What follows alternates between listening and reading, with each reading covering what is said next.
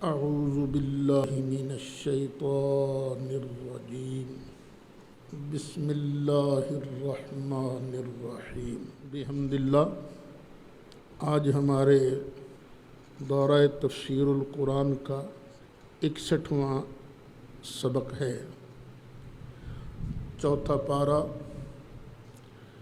سورۃ آل عمران کی آیت نمبر 180 سے ہم سبق کا آغاز کریں گے، لیکن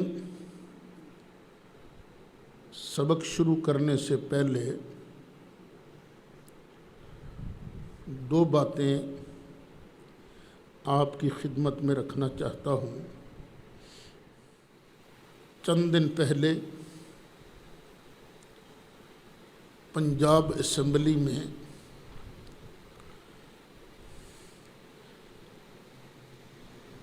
عظمت صحابہ و اہل بیت اطہار، ان کی عظمتوں کے تحفظ کا ایک بل پیش ہوا، جسے اسمبلی نے پاس بھی کر لیا، لیکن کچھ شیعہ عمائدین کو بڑی آگ لگی۔ انہوں نے بڑی جارحانہ پریس کانفرنس کی۔ بحمد اللہ ہم نے اس کا مدلل اور ٹھوس جواب دیا۔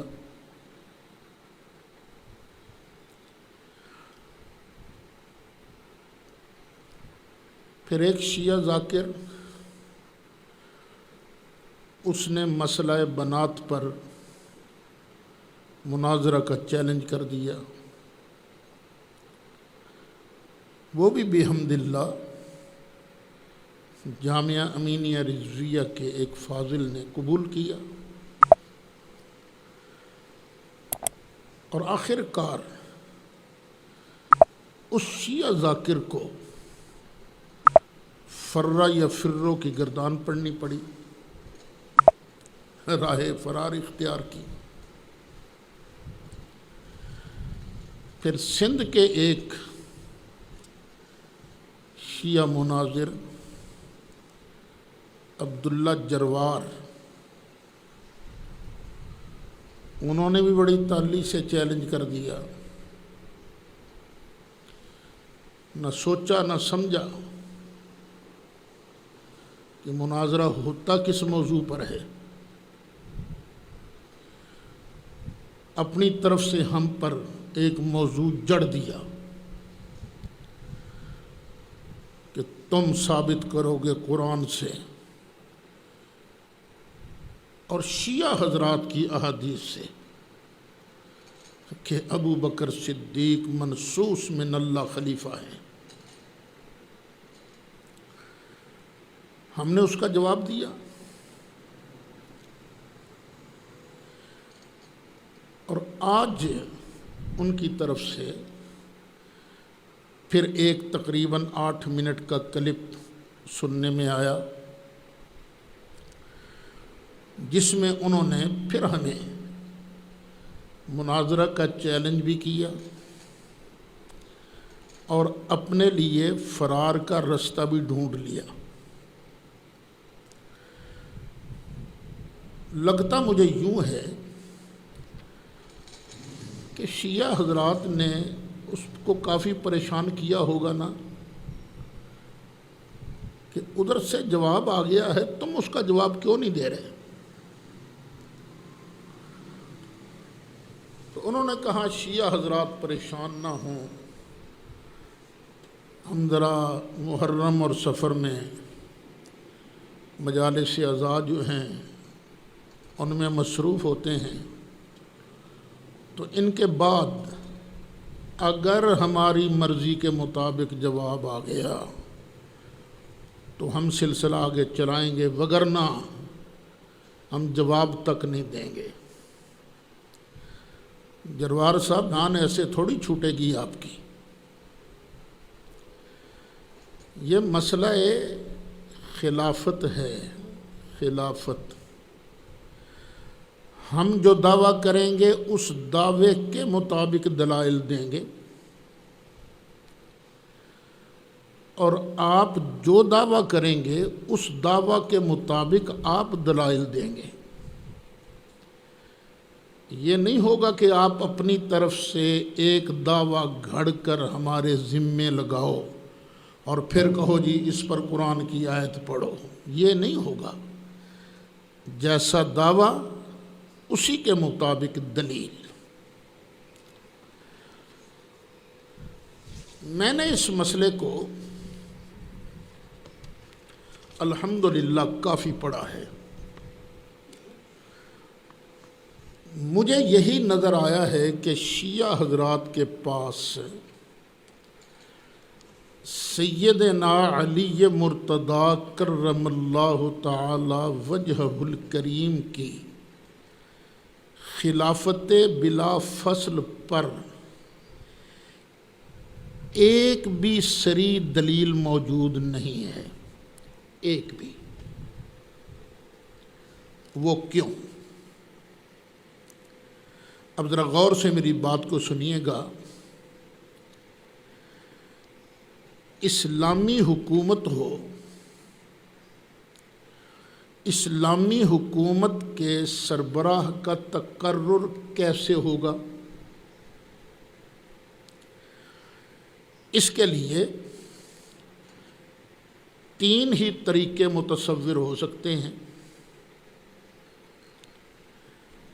نمبر ایک، کہ خود اللہ تعالی سربراہ حکومت کا اعلان فرمائے کہ یہ بندہ اب سربراہ حکومت ہوگا۔ نمبر دو، اللہ تعالیٰ اگر اعلان نہیں فرماتا کہ میرے رسول کے بعد حکومت کا سربراہ کون ہوگا،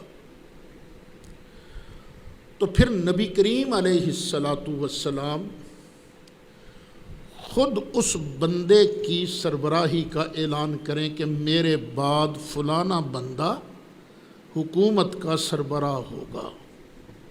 دو طریقے۔ تیسرا طریقہ، اب یہ جو پہلے دو طریقے ہیں نا، ان میں بھی تھوڑی سی تفصیل ہے، میں آگے چل کے عرض کروں گا۔ اور تیسرا طریقہ کہ امت کے موقع پر موجود جو کرتا دھرتا افراد ہیں وہ آپس میں مشورہ کر کے اپنی حکومت کے سربراہ کا اعلان کریں۔ یہ تین ہی طریقے متصور ہو سکتے ہیں نا۔ تو اب شیعہ حضرات کو چاہیے کہ وہ سب سے پہلے قرآن و سنت میں سے سربراہ حکومت کے طریقہ کار پیش کریں، چناؤ کا طریقہ کار، کہ سربراہ حکومت کا چناؤ کیسے ہوگا۔ ہر دور میں کیا خود اللہ تعالیٰ اعلان فرمایا کرے گا؟ کیا یہ ہوگا طریقہ؟ یا کیا نبی کریم علیہ السلام اعلان فرمایا کریں گے؟ اپنے نائب کا اعلان اپنی زندگی میں اور وصال مقدس کے بعد جس کو سربراہ بنانا ہوگا قبر انور سے باہر آ کے اس کا اعلان فرمایا کریں گے؟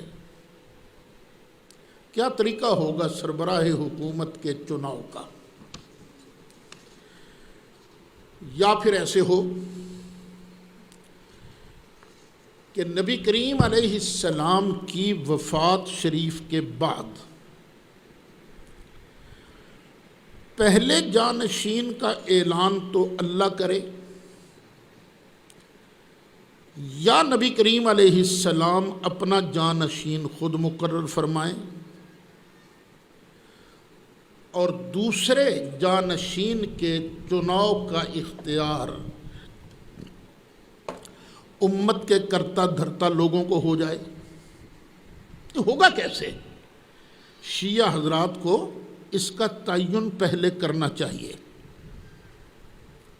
یا پہلے 12 سربراہوں کا اعلان تو اللہ فرمائے گا، یا نبی کریم علیہ السلام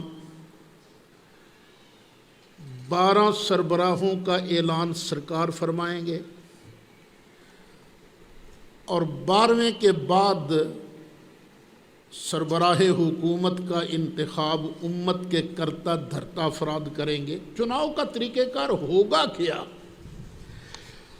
جروار صاحب، سب سے پہلے آپ کو قرآن و سنت سے یہ بات واضح کرنی ہوگی کہ سربراہ حکومت کا چناؤ کیسے ہوگا، کون کرے گا؟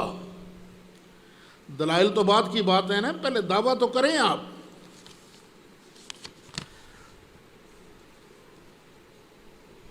ہم نے بھی قرآن و سنت کو غور سے دیکھا، ہمیں سربراہ حکومت کے تقرر کا ایک ہی طریقہ کار سمجھ میں آیا جو قرآن نے بیان کیا ہے۔ پارہ 25 سورۃ شورى آیت نمبر 38،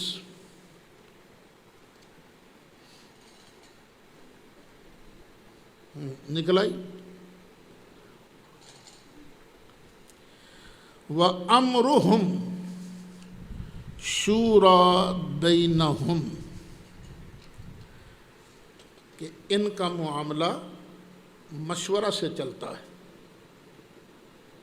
لوگوں کے معاملات کس طرح چلیں گے؟ مشورہ سے۔ اس سے پتہ چلا کہ سربراہ حکومت کا انتخاب بھی مشورہ سے ہوگا۔ اگر اللہ نے اعلان کیا ہے تو وہ دکھا دیجیے، اگر اللہ کی طرف سے اعلان ہوگا تو وہ بنے گا منصوص من اللہ، اور اگر رسول اللہ صلی اللہ علیہ وسلم نے اعلان کیا ہو تو پھر وہ خلیفہ منصوص من اللہ نہیں بنے گا، منصوص من الرسول بنے گا۔ آپ کا دعویٰ یہ ہے کہ حضرت علی منصوص من اللہ خلیفہ بلا فصل ہیں، تو آپ کو تو آیت کریمہ ہی پڑھنی پڑے گی نا، خبر واحد سے گزارا نہیں ہوگا، خبر واحد نہیں چلے گی۔ یا یہ ہو کہ خبر ہو متواتر، قطعی الثبوت، قطعی الدلالت، اور اس میں نبی کریم علیہ السلام یہ فرمائیں کہ لوگوں، اللہ نے علی کو میرے بعد خلیفہ مقرر کر دیا ہے، سرکار یہ ارشاد فرمائیں، تب ہم کہیں گے کہ یہ منصوص من اللہ ہے۔ یہ آپ جتنا مرضی زور لگا لیں، پورے قرآن میں سے ایک آیت ایسی نہیں ملے گی ان علی خلیفۃ رسولہ بعدہ بلا فصل، ایک آیت آپ کو ایسی نہیں ملے گی، ایک خبر متواتر آپ کو ایسی نہیں ملے گی جس میں نبی کریم علیہ الصلاۃ والسلام نے فرمایا ہو کہ اللہ کہتا ہے کہ میں نے تیرے بعد محبوب علی کو بلا فصل خلیفہ بنا دیا ہے۔ ہم تو حضرت ابو بکر صدیق کو منصوص من اللہ خلیفہ نہیں تسلیم کرتے، دعویٰ ہی نہیں۔ ہمارا دعویٰ کیا ہے کہ خلافت کا سلسلہ یہ شورا کے ساتھ چلتا ہے، اور ہمیں یہ سبق دیا کس نے ہے؟ قرآن نے۔ پھر قرآن کے بعد میں ڈائریکٹ کہہ دوں مولا مرتضیٰ نے، حضرت علی مرتضیٰ کرم اللہ تعالی وجہہ الکریم، آپ نے یہ واضح فرمایا ہے، حضرت علی نے ارشاد فرمایا ہے کہ انما الشورى للمہاجرین والانصار، شورا کا حق کس کو ہے؟ مہاجرین کو ہے اور انصار کو ہے۔ یہ آپ نے بات کس کو فرمائی تھی؟ حضرت امیر معاویہ کو، جب انہوں نے بیعت کا انکار کیا تھا نا کہ نہیں شام والے آپ کی بیعت میں شامل نہیں، تو میں آپ کو خلیفہ نہیں مانتا، کیونکہ ہم تو اس بیعت میں شامل نہیں نا۔ تو آپ نے ارشاد فرمایا تھا میری بیعت پتہ کن لوگوں نے کی ہے؟ انہی لوگوں نے کی ہے جنہوں نے ابو بکر کے ہاتھ پر بیعت کی تھی اور عمر کے ہاتھ پر بیعت کی تھی۔ اور یہ شورا کا حق جو ہے یہ مہاجرین و انصار کو ہے۔ اگر مہاجرین و انصار کسی بندے پر جمع ہو جائیں اور اس کو اپنا امام بنا لیں، کان ذالک للہ رضن، تو اللہ بھی اس انتخاب پر راضی ہوتا ہے۔ یہ آپ کی نہج البلاغہ کے اندر لکھا ہوا ہے۔ اور آپ نے 2 مہینے کمائی کرنی ہے مجلس عذاب پڑھ پڑھ کر، یہ آپ کی کمائی کا مہینہ ہے، سمجھ میں آ رہی ہے بات؟ لیکن جس آدمی نے اتنے سال تک مجلس عذاب پڑھی ہو، اس کو 15 منٹ کا کلپ ریکارڈ کروانے میں کوئی دیر تو نہیں لگنی چاہیے۔ بھی آپ نے جو ہزاروں دلائل یاد کر رکھے ہیں، مجلسوں میں آپ پڑھ کے سناتے ہیں اور کہتے ہیں صلوات دی چھال لاوے، تو وہ پڑھ دیجئے بھئی۔ آپ خام خواہ 2 مہینے ٹالنے کی آپ کوشش کر رہے ہو۔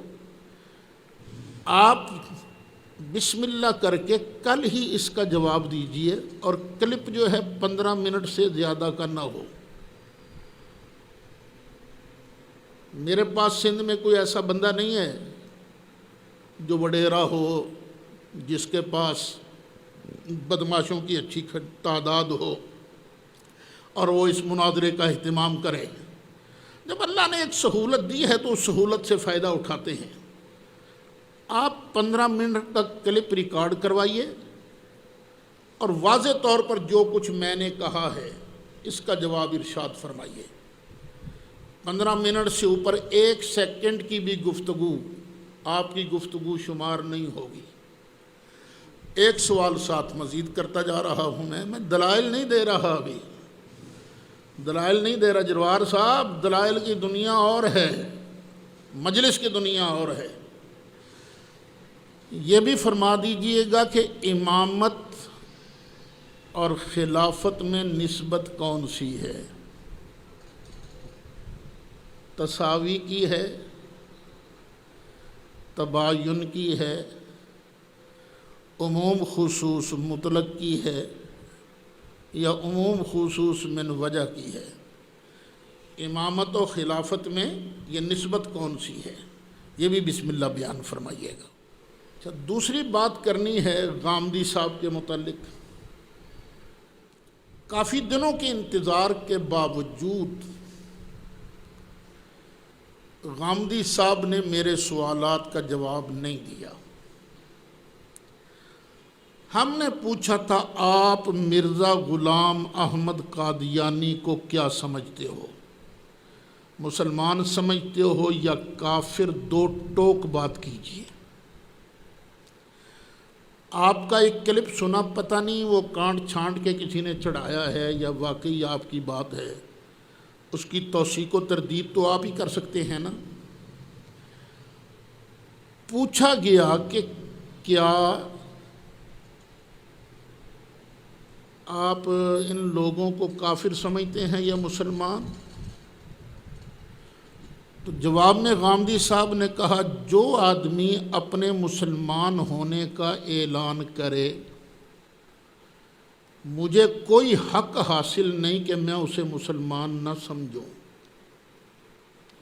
ایک کلپ آپ کا یہ بھی ہے، پھر ایک کلپ آپ کا یہ بھی ہے کہ کسی بندے کو، کسی پارلیمنٹ کو رسول اللہ صلی اللہ علیہ وسلم اور صحابہ کرام کے بعد کسی کو کافر کہنے کا اختیار نہیں۔ تو یہ چیز اس بات کی دلیل ہے کہ آپ قادیانیوں کے خلاف جو اسمبلی کا فیصلہ ہے 7 ستمبر سن 1974 کا فیصلہ، آپ اسے تسلیم نہیں کرتے۔ تو مہربانی فرمائیے 2 ٹوک بات کیجئے۔ ویسے ایک شکر ہے اللہ کا کہ پہلی بار آپ نے میرے سوالات کے جواب میں یہ کہا ہے کہ نبی کریم علیہ السلام کے بعد کسی قسم کی نبوت تسلیم کرنا یہ کفر ہے۔ شکر ہے یہاں تک تو آئے، لیکن اس پر جو میں نے سوال کیا تھا کہ آپ کا یہ معنی غلط ہے خاتم النبیین کا، کہ نبی کریم علیہ السلام کے بعد کسی قسم کا نبی نہیں آ سکتا۔ خاتم النبیین کا معنی یہ ہے کہ جس کے سر پر سب سے آخر میں نبوت کا تاج سجایا جائے۔ یہ آپ نے بولی ہے مرزا قادیانی والی، وہ بھی کہتا تھا کہ سرکار کے بعد کوئی نبی نہیں آ سکتا، نیا ہو یا پرانا۔ مطلب وہ کس کی نفی کرنا چاہتا تھا؟ عیسیٰ علیہ السلام کے نزول کی، اور آپ بھی عیسیٰ علیہ السلام کے نزول کی نفی کرتے ہیں۔ میں نے سوال کیا تھا کہ ہم لوگ نزول عیسیٰ کے قائل ہیں، احادیث مبارکہ بھری پڑی ہیں، قرآن مجید سے بھی اشارات ملتے ہیں کہ جناب عیسیٰ علیہ السلام تشریف لائیں گے، اللہ نے ان کو اوپر اٹھا لیا ہے۔ یہ قرآن مجید فرقان حمید بھی شاہد ہے اس پر۔ آپ ہم لوگوں کو کیا سمجھتے ہو جو نزول عیسیٰ علیہ السلام کے قائل ہیں؟ تو غامدی صاحب مہربانی کر کے ان چیزوں کا جواب عطا فرمائیے گا۔ ویسے تو آپ چینل پر بیٹھ کر بڑے دھڑلے سے کہتے ہیں مجھ پر سوال کرو، مجھ پر سوال کرو۔ بھی ہم بھی تو سوال کر رہے ہیں نا۔ وہ سلیکٹڈ سوالات کا جواب دینا آسان ہے۔ جو کوئی دوسرا سوال کرتا ہے نا مخالف، اس کے سوال کا جواب دیجئے، بسم اللہ کیجئے، اس بات کو لٹکائیے نہیں۔ اب ہم آتے ہیں سبق کی طرف۔ کل میں نے نبی کریم علیہ السلام کے علم غیب شریف کے متعلق چند احادیث مبارکہ بھی آپ کو سنائی تھی۔ بس ایک حدیث شریف سن لیجئے اور پھر ہم آگے چلتے ہیں سبق کی طرف۔ بخاری شریف کے اندر ہے کہ ایک مرتبہ نبی کریم علیہ السلام نے فطرانہ جمع فرمایا، غلہ جمع فرمایا، اور حضرت ابو ہریرہ رضی اللہ عنہ کو کہا، ابو ہریرہ رات کو تو نے چوکیداری کرنی ہے، دیکھ لینا کوئی دشمن آ کے غلہ چوری کر کے نہ لے جائے۔ ٹھیک ہے آقا۔ رات ہوئی، چور آ گئے، اس نے چادر بچھائی، اوپر غلہ ڈالنا شروع کیا۔ جب وہ غلہ اٹھا کر جانے لگا حضرت سیدنا ابو ہریرہ رضی اللہ عنہ آپ نے پکڑ لیا، کوئی بدماش صدقہ چوری کر کے جا رہا ہے، فطرانہ چوری کر کے جا رہا ہے۔ اس نے بڑا زور شور لگایا کہ جان چھڑواؤں میں، لیکن حضرت ابو ہریرہ نے پکڑا ہوا تھا۔ پھر وہ رونے لگ گیا، میں محتاج ہوں، بچے میرے چھوٹے چھوٹے ہیں، بھوک سے مجبور ہو کر میں چوری کرنے آیا، تیری مہربانی مجھے چھوڑ دے۔ حضرت سیدنا ابو ہریرہ رضی اللہ عنہ کو اس کے رونے پر ترس آیا،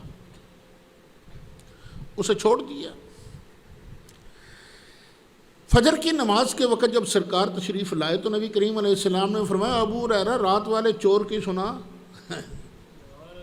رات چور کی سنا؟ اب لوگ کہتے ہیں نبی کریم علیہ السلام کو اللہ نے کوئی غیب بتایا ہی نہیں۔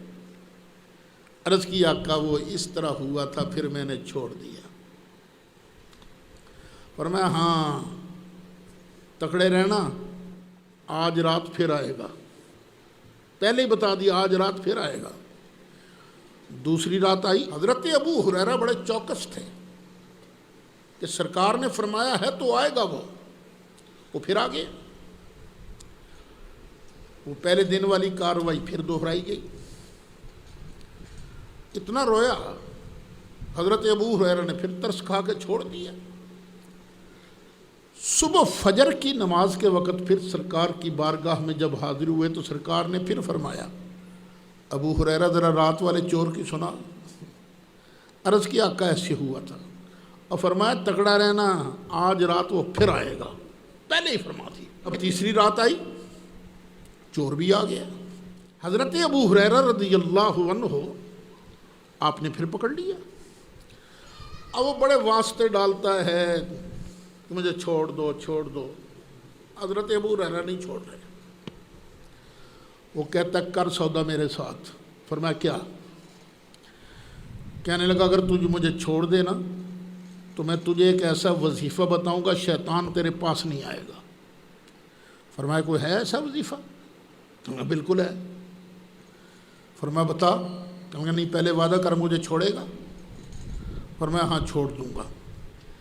کہنے لگا رات کو سونے سے پہلے آیت الکرسی پڑھ کے سویا کر، صبح تک شیطان تیرے قریب نہیں آئے گا، تو حفاظت میں رہے گا۔ فرمایا جا۔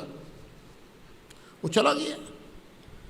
فجر کی نماز کے وقت پھر نبی کریم علیہ الصلوۃ والسلام کی بارگاہ میں حاضر ہوئے تو سرکار نے پھر پوچھا ہاں بتا ابو ہریرہ رات والے چور کی سنا ذرا۔ آقا رات اس طرح ہوا ہے۔ فرمایا ہے تو جھوٹا پر بات سچی کر گیا ہے۔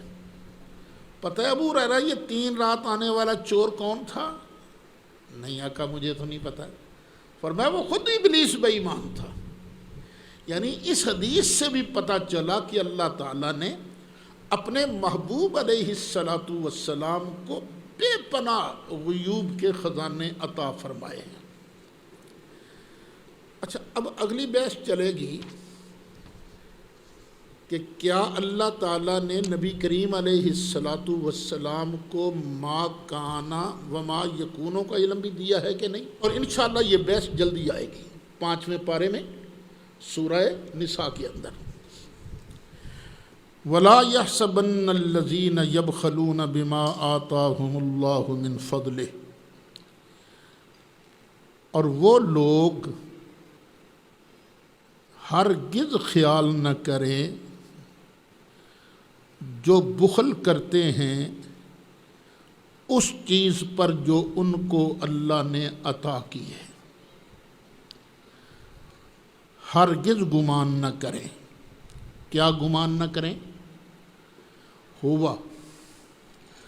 ہوا کا مرجع ہے بخل، اور یہ لا یحسبن کا مفعول اول ہے کہ یہ بخل جو ہے خیر اللہم، خیرن مفعول ثانی ہے کہ یہ ان کے لیے بہتر ہے، اس کو بہتر گمان نہیں کرنا، بل ہوا شر لہم، بلکہ اللہ کے دیے ہوئے میں سے بخل کرنا، کنجوسی کرنا، یہ ان کے لیے بہت برا ہے۔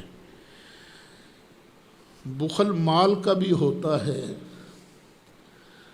بخل اللہ تعالیٰ کی طرف سے دیے گئے علم کا بھی ہوتا ہے۔ یہودی بخل کرتے تھے نا، علم کا بھی اور مال کا بھی۔ فرمایا سَيُطَوَّقُونَ مَا بَخِلُوا بِهِ يَوْمَ الْقِيَامَةِ، ان قریب ان کے گلے میں توق بنا کے ڈالا جائے گا۔ کس چیز کو توق بنایا جائے گا؟ مَا بَخِلُوا بِهِ، جس چیز کا انہوں نے بخل کیا تھا۔ کب توق بنا کے ڈالا جائے گا؟ یوم القیامہ، قیامت کے دن۔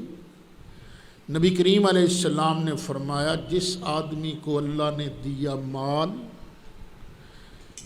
پھر وہ اس کی زکوٰۃ بھی ادا نہیں کرتا، اتنا کنجوس ہے، تو اللہ تعالیٰ اس کے مال کو گنجے سانپ کی شکل میں ڈال کر اس کے گلے میں لپیٹ دے گا، اور وہ گنجا سانپ جو ہے نا، یوں کر کے اپنا جبڑا کھول کے یوں کر کے اس کو پکڑے گا اور کہے گا میں تیرا مال ہوں جو تو اللہ کی راہ میں نے دیا کرتا تھا۔ وَلِلَّهِ مِيرَاثُ السَّمَاوَاتِ وَالْأَرْضِ، اور یہ یاد رکھو آسمانوں اور زمین کا وارث اللہ ہی ہے۔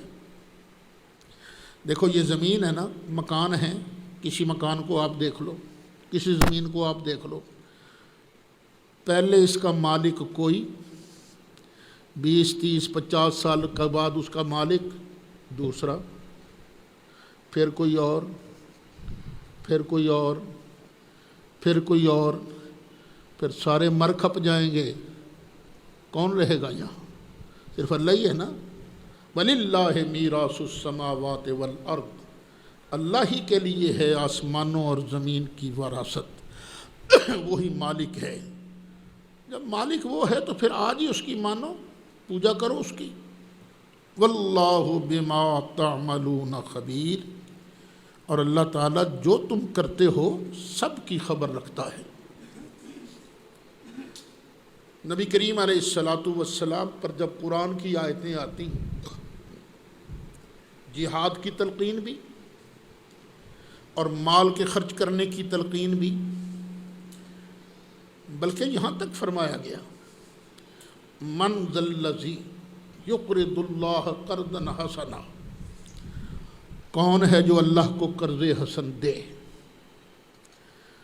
اس پر یہودیوں نے مذاق اڑایا حضرت ابو بکر صدیق کے سامنے، او جی اللہ کہتا ہے مجھے قرضہ دو، قرضہ لینے والا تو مجبور ہوتا ہے نا، محتاج ہوتا ہے، قرضہ دینے والا تو غنی ہوتا ہے، اللہ فقیر ہے ہم غنی ہیں۔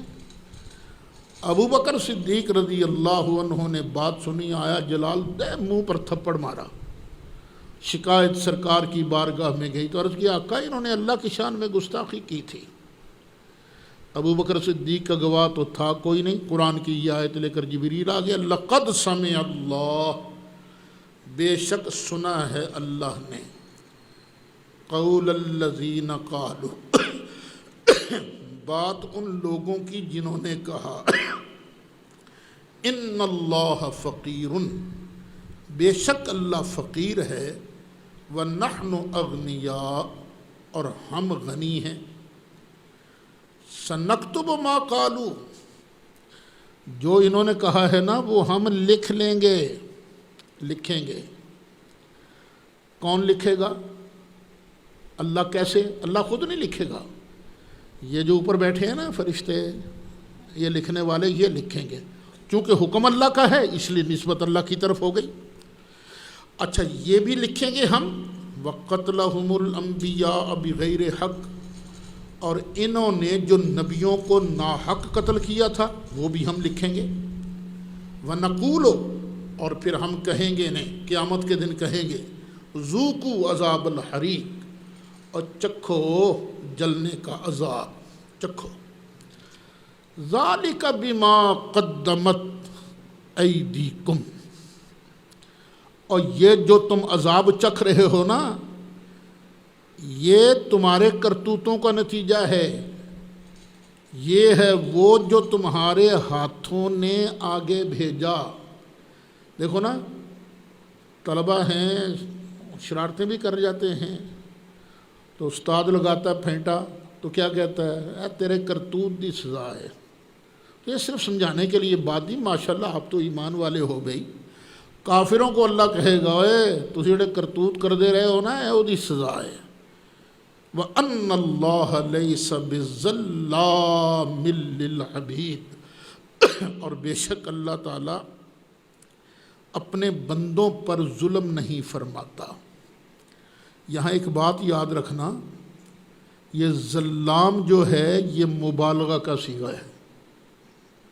بظاہر ترجمہ کیا بنتا ہے، اللہ بہت زیادہ ظلم نہیں کرتا، اذا میں تھوڑا بہت کر لینا نہیں۔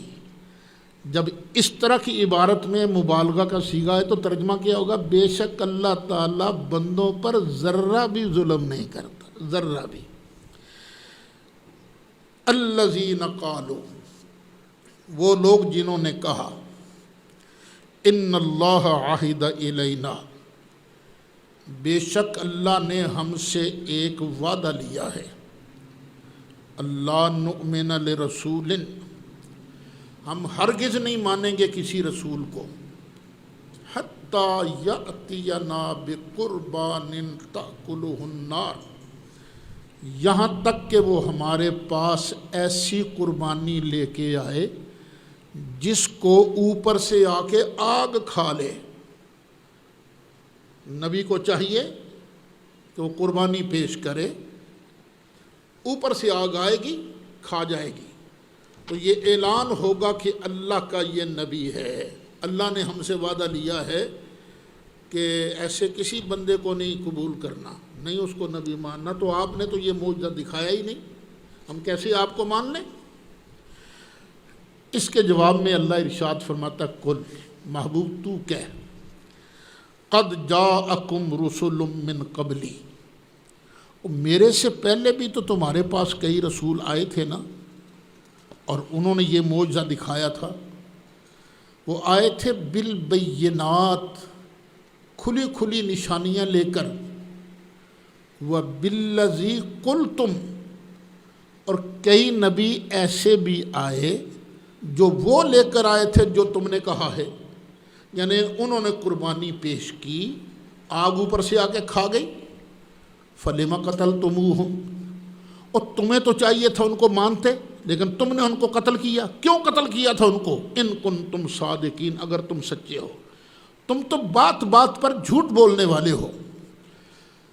پھر آگے نبی کریم علیہ السلام کو تسلی دی جا رہی ہے، فَإِن كَذَّبُوكَ، پیارے پھر اگر یہ تمہیں جھٹلاتے ہیں، فَقَدْ كُذِّبَ رُسُلٌ مِّن قَبْلِكَ، تو کیا ہوا، آپ سے پہلے بھی تو کئی رسولوں کو جھٹلایا گیا ہے نا، رسول آئے، لوگوں نے نہیں مانا، جھٹلایا، جاؤ بالبینات، حالانکہ وہ جو پہلے رسول آئے تھے نا، وہ بینات لے کر آئے تھے، کھلی نشانیاں لے کر آئے تھے، والزبر، اور صحیفے لے کر آئے تھے، نصیحت نامے لے کر آئے تھے، والکتاب المنیر، اور چمکتی کتاب لے کر آئے تھے۔ یہ کچھ انبیاء صحیفے لے کر آئے، اور کچھ انبیاء چمکتی دمکتی کتاب لے کے آئے، تورات لے کے آئے، انجیل لے کے آئے۔ کل نفس ذائقۃ الموت، اور جہاد سے بھاگنے والوں،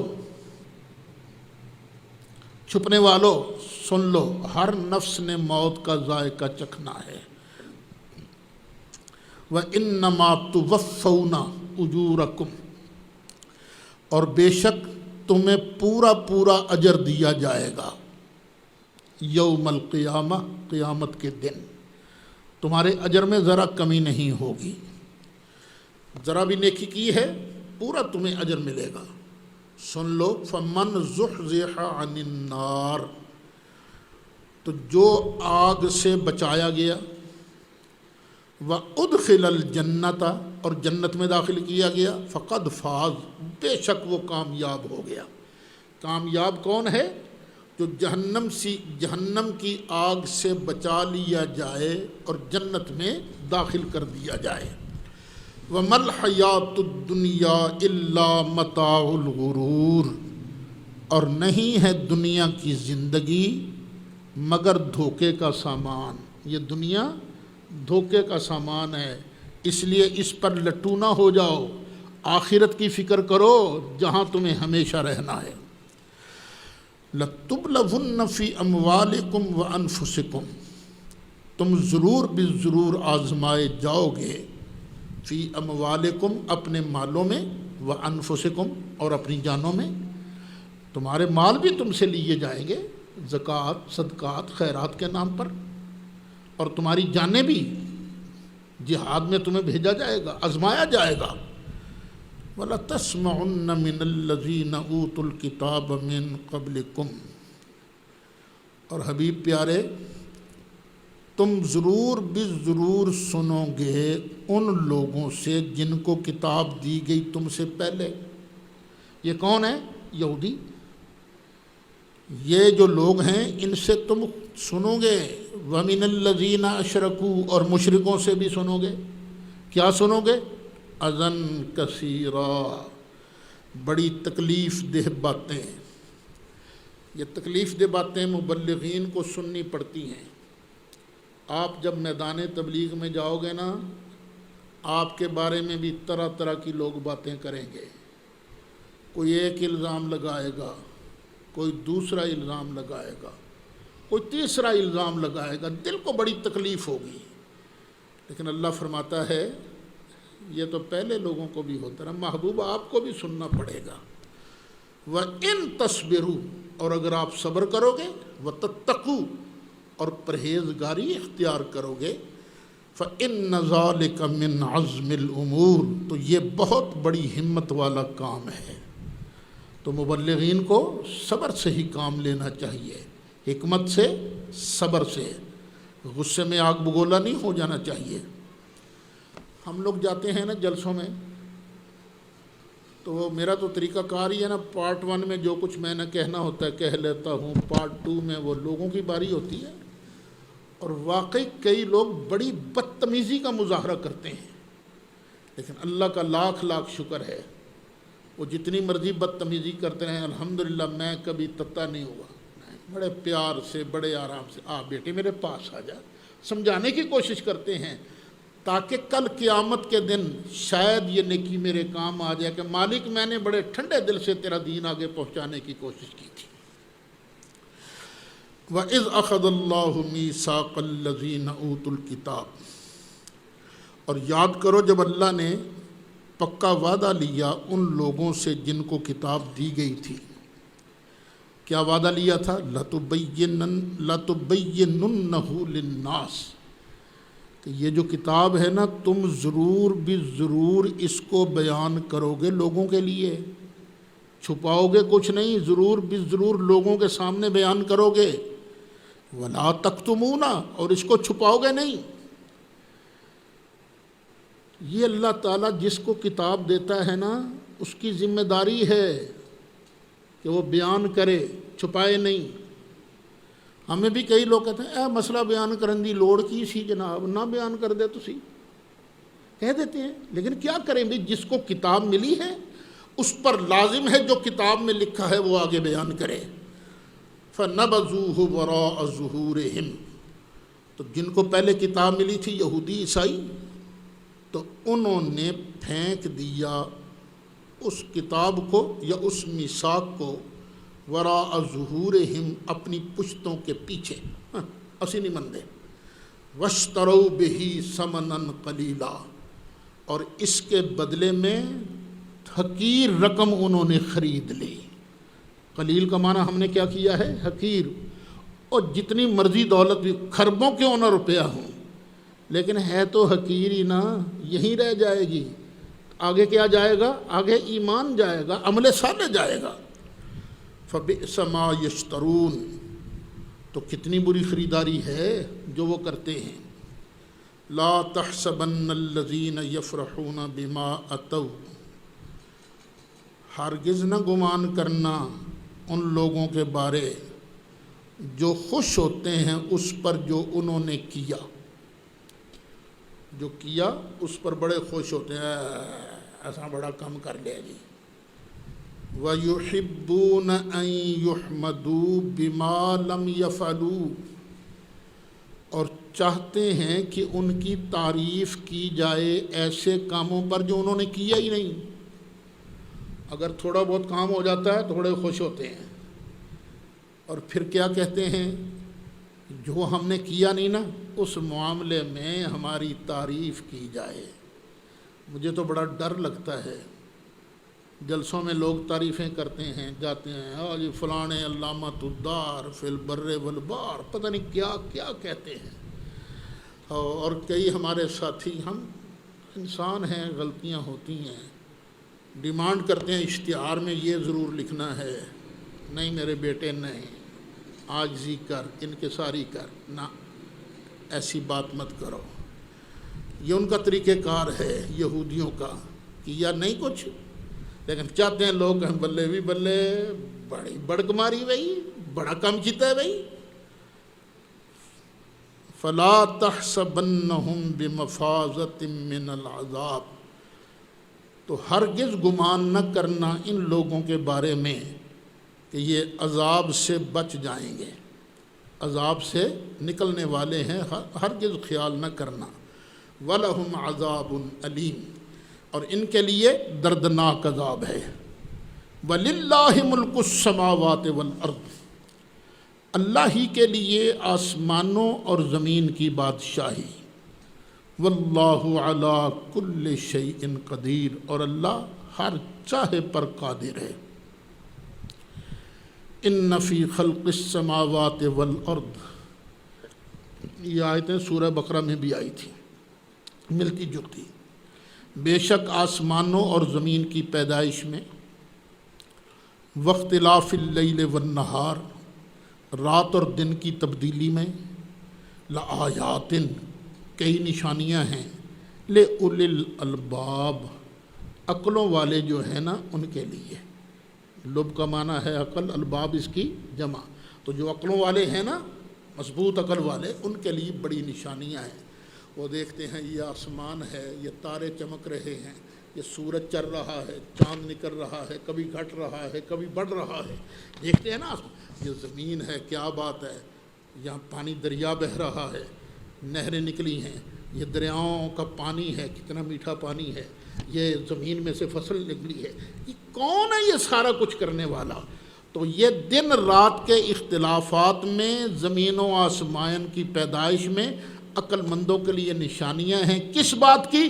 کہ اس کائنات کا بنانے والا کوئی ہے، چلانے والا کوئی ہے، اور وہی عبادت کے لائق ہے، وہی ہمارا فرمانروا، اصل مالک ہمارا وہی ہے۔ یہ جو عقلوں والے ہیں نا، تم بھی بننا چاہتے ہو عقل والے؟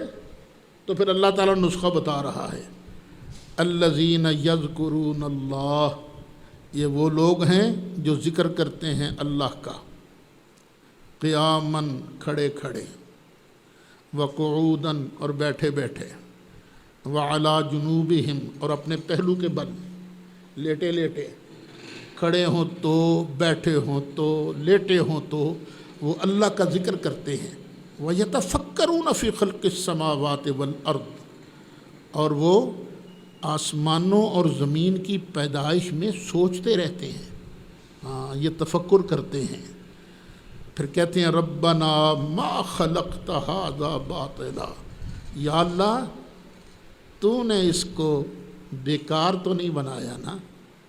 زمین اور آسمان کی پیدائش میں غور کر کے کیا کہتے ہیں، یا اللہ تو نے اس کو بیکار نہیں بنایا، سبحانک، تو تو ہر عیب سے پاک ہے، فقنا عذاب النار، تو یا اللہ جہنم کی آگ سے ہمیں بچا۔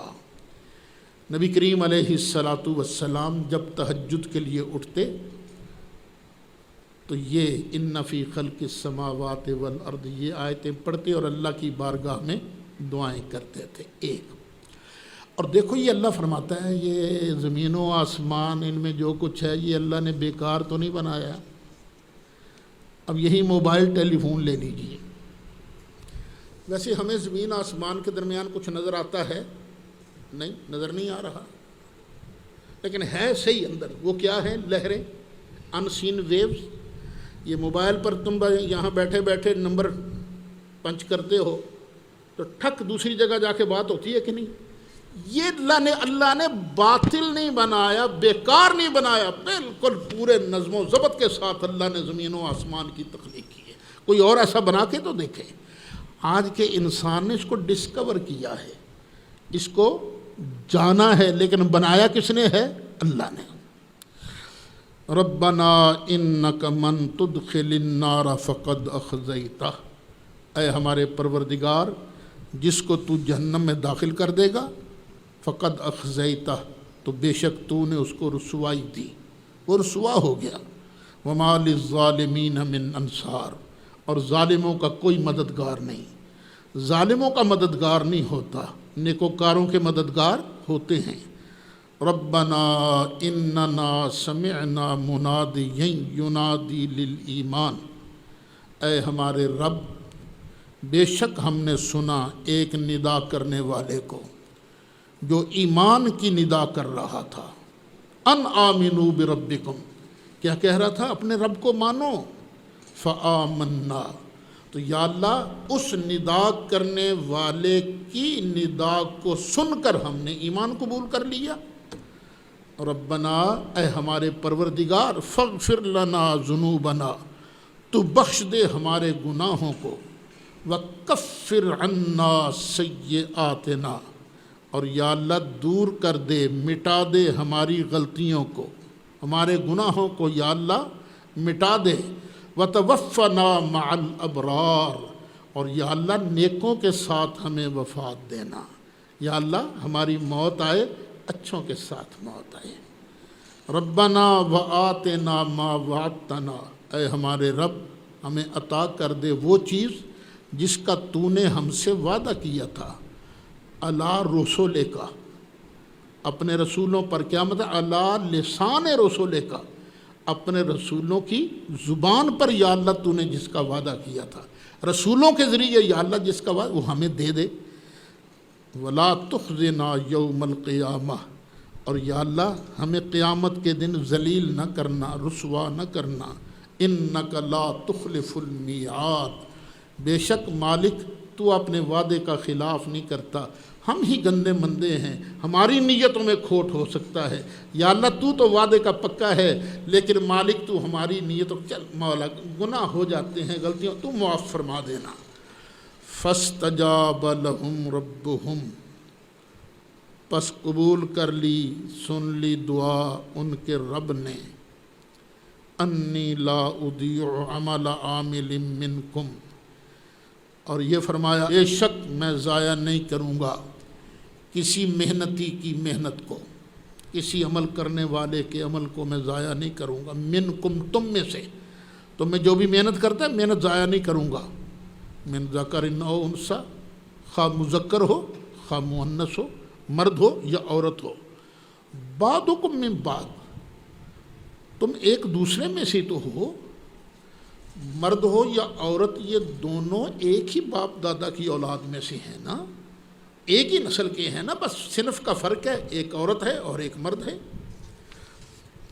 فالذین ہاجروا، پس وہ لوگ جنہوں نے ہجرت کی، وَأُخْرِجُوا مِن دِيَارِهِمْ، اور اپنے گھروں سے نکالے گئے، وَأُوذُوا فِي سَبِيلِي، اور میرے رستے میں ستائے گئے، وَقَاتَلُوا، اور وہ لڑے، وَقُتِلُوا، اور وہ مارے گئے، لَأُكَفِّرَنَّ عَنْهُمْ سَيِّئَاتِهِمْ، میں ضرور بالضرور مٹا ڈالوں گا، انہم، ان سے، ان کے گناہ میں معاف کر دوں گا۔ وَلَأُدْخِلَنَّهُمْ جَنَّاتٍ تَجْرِي، اور میں ضرور ان کو داخل کروں گا ایسے باغات میں کہ جاری ہیں، من تحتها الانہار، ان کے نیچے سے نہریں، ثوابا من عند اللہ، یہ اللہ کی طرف سے بدلہ ہے، واللہ عنده حسن الثواب، اور اللہ ہی کے ہاں ہے حسن ثواب، اچھا ثواب۔ واللہ عندہ حسن الثواب۔ پھر اس کو ذرا پڑھ لو غور سے، واللہ عندہ حسن الثواب، اللہ ہی کے پاس ہے اچھا ثواب۔ لیکن دے گا بھی کہ نہیں، کسی کو دیتا ہے کہ نہیں؟ پیچھے ہی دیکھ لو، ثواب من عند اللہ، یہ اللہ کی طرف سے ثواب ملے گا۔ تو یہ جو ترکیب ہے نا، واللہ عندہ حسن الثواب، یہ عطا کی نفی نہیں کرتی۔ وہ آگے آپ پڑھو گے، ان اللہ عندہ علم الساعہ، اللہ ہی کے پاس ہے قیامت کا علم۔ واللہ عندہ حسن الثواب، ان اللہ عندہ علم الساعہ، قیامت کا علم اللہ کے پاس ہے۔ یہ کہتے ہیں نہیں اللہ کسی کو دیتا نہیں، عطا کی نفی کہاں ہے؟ یہاں عطا کی نفی ہو رہی ہے۔ اچھا پھر اس آیت کو ذرا دیکھو، روز اس سبق میں صحابہ کرام کی عظمت کی آیتیں آ جاتی ہیں۔ اب یہ صحابہ کرام جہنمی ہیں، یہ کیا تم کہہ رہے ہو؟ شیعہ لوگوں، خدا کا خوف کرو۔ تم نبی کریم علیہ الصلوۃ والسلام کے بارے الزام لگاتے ہو، اتنے شاگرد انہوں نے بنائے، کامیاب کوئی بھی نہیں ہوا، صرف 3 ہی کامیاب ہوئے، تو سرکار پر الزام ہے۔ اللہ تو جگہ جگہ محبوب کے صحابہ، محبوب کے شاگردوں کی عظمتیں بیان کرتا ہے۔ لا یغرنک تقلب الذین کفروا فی البلاد، نہ تمہیں دھوکے میں ڈالے پھرنا ان لوگوں کا جنہوں نے کفر کیا شہروں میں۔ یہ شہروں میں لوگ آتے جاتے ہیں، گاڑیاں رکھتے ہیں، مکانات ہیں، کہیں یہ نہ سوچنا اے جو جھوٹے نے دینا کو لینا مال کیوں آیا، یہیں تو رہ جانا سارے کا سارا۔ متاع قلیل، بس تھوڑا سا برتنا ہے انہوں نے، اتنا مال ہے تو برتنا کتنا ہے؟ تھوڑا سا۔ ایک آدمی کھرب پتی ہو تو کتنا استعمال کر لیتا ہے؟ جو اس نے پہنا، جو اس نے کھایا، یہی ہے نا، اور کیا ہے؟ کھربوں پتی، باقی تو سارا ضائع نا۔ متاع قلیل، ہاں فائدہ اس کا ہے جو اس نے اپنے لیے آگے بھیجا، اس لیے یہ متاع قلیل، تھوڑا سا سامان ہے۔ ثم مأواہم جہنم، پھر ان کا ٹھکانہ جہنم ہے۔ وبئس المہاد، اور کیا ہی برا بچھونا ہے۔ بسترے ہوتے ہیں نا، میٹرس لگے ہیں شاندار، لیکن جہنم کا میٹرس بہت برا ہے۔ لیکن الذین اتقوا ربہم، لیکن وہ لوگ جو اپنے رب سے ڈرتے رہے، لہم جنات تجری من تحتها الانہار، ان کے لیے باغات ہیں جن کے نیچے سے نہریں جاری ہیں، خالدین فیہا، ہمیشہ رہیں گے اس میں، نزلا من عند اللہ، یہ اللہ کی طرف سے مہمان ہوں گے، مہمانی ہوگی۔ میں جلسوں میں جاتا رہتا ہوں، لوگ بڑی عزت سے کھانا کھلاتے ہیں، بڑے خوش ہوتے ہیں، یہ ہماری بڑی مہمان نوازی کی۔ اور سید اسداد کے مہمان نوازی سے خوش ہو جاتا ہے، تو جس ابو بکر صدیق، عمر فاروق، عثمان غنی، علی مرتضیٰ کی مہمان نوازی اللہ فرمائے گا، ان کی عظمتیں کون بیان کر سکتا ہے؟ وما عند اللہ خیر للابرار، جو اللہ کے پاس ہے نا وہ بہت بہتر ہے نیکوکاروں کے لیے۔ وَإِنَّ مِنْ أَهْلِ الْكِتَابِ لَمَنْ يُؤْمِنُ بِاللَّهِ، اور بے شک اہل کتاب میں سے کچھ وہ بھی ہیں۔ اچھا یہ نہ سمجھا جائے کہ جو اہل کتاب سارے ہی ایسے تھے، نہیں، کچھ نیک بھی تھے۔ اب نیکوں کا ذکر آ رہا ہے۔ وَإِنَّ مِنْ أَهْلِ الْكِتَابِ، اور بے شک اہل کتاب میں سے لمن وہ بھی ہیں، یؤمن باللہ، جو ایمان لاتے ہیں اللہ پر، وما انزل الیکم، اور اس پر جو تم پر اتارا گیا، وما انزل الیہم، اور جو ان کی طرف اتارا گیا۔ وہ اہل کتاب، ان کو اللہ ڈبل ثواب دے گا جو ایمان لے آئے، ایک پہلی کتاب پر ایمان لانے کی وجہ سے، اور دوسرا قرآن پر ایمان لانے کی وجہ سے۔ خاشعین للہ، ایمان کیوں لاتے ہیں؟ اللہ سے ڈرتے ہوئے۔ لا یشترون بآیات اللہ ثمنا قلیلا، وہ اللہ کی آیتوں کے بدلے ذلیل رقم نہیں وصول کرتے۔ اولئک لہم اجرہم عند ربہم، یہ وہ لوگ ہیں جن کا اجر ان کے رب کے پاس ہے۔ ان اللہ سریع الحساب، بے شک اللہ جلد حساب لینے والا ہے۔ ٹائم آ رہا ہے جلدی جب حساب کتاب ہوگا، یا یہ مانا حساب لیتے وقت نا تمہاری 100 سال کی زندگی ہے، 80 سال کی زندگی، اللہ کو دیر نہیں لگے گی۔ ان اللہ سریع الحساب، اللہ بڑی جلدی حساب لینے والا ہے۔ یا ایھا الذین آمنوا اصبروا، اے ایمان والو صبر کرتے رہو، وصابروا اور مصابرہ کرو، ورابطوا اور مرابطہ کرو۔ صابرو دشمن کے مقابلے میں ڈٹ کے رہو، رابطو سرحدوں کا پہرا دیتے رہو، جہاد کرتے رہو۔ جو آدمی ایک رات سرحد کا پہرا دیتا ہے وہ 1 مہینے کے نفلی روزوں سے اور عبادتوں سے بہتر ہے۔ تو یہ یاد رکھنا، نیت اپنی ٹھیک رکھنا۔ تو یہ جو کچھ تم کر رہے ہو نا، یہ جہاد ہے۔